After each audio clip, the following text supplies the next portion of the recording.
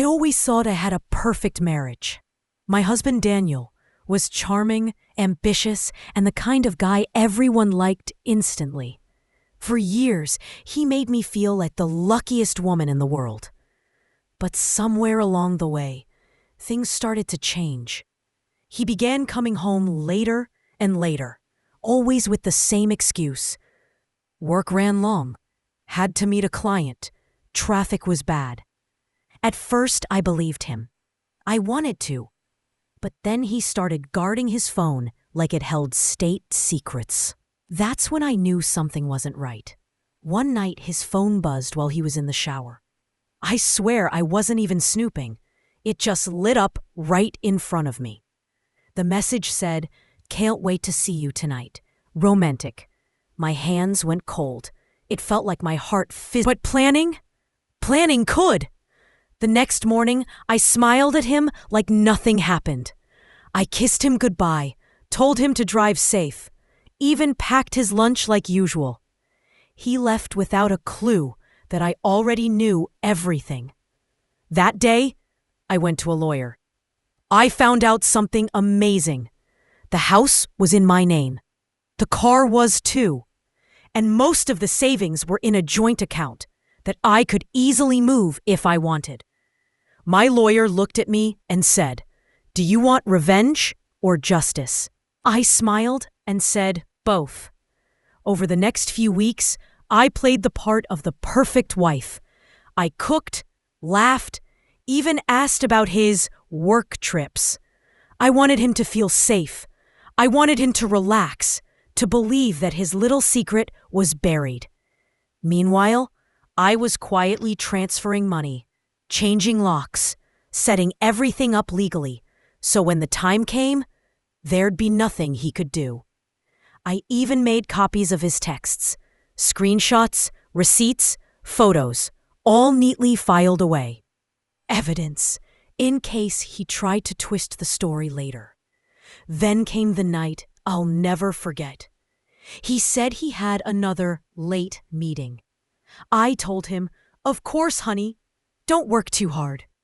The moment he left, I followed him. My hands were shaking as I parked down the street from her house. A woman I'd never met but already hated. I watched him knock, and when she opened the door, he kissed her like I didn't exist. That's when my hands stopped shaking. I wasn't sad anymore. I was done. I didn't confront him. I didn't make a scene. I went home, packed his clothes, and threw them in boxes. But before sealing them, I added a little touch. I sprinkled glitter inside his suit pockets, sprayed his ties with my strongest floral perfume, and tucked a note into one box that said, "You said you needed space. I just gave you all of it." The next morning, I left before he came home. By the time he walked through that door, everything was gone. Me, the furniture, the car, even the bed. His key didn't work anymore because I'd already changed the locks. Later that day, his boss called me. Apparently, he didn't show up for work, and I had to hold back a laugh. He called me over 100 times that week. I didn't answer once. Eventually, he stopped calling when he realized the divorce papers had already been filed. Everything was legal, clean, and completely out of his control. He tried to argue, but my lawyer was 2 steps ahead of him. Since the house and car were mine and he'd been cheating, he got almost nothing. He lost the house, the car, the money, and, of course, his side chick. A month later, I took a solo trip to Bali.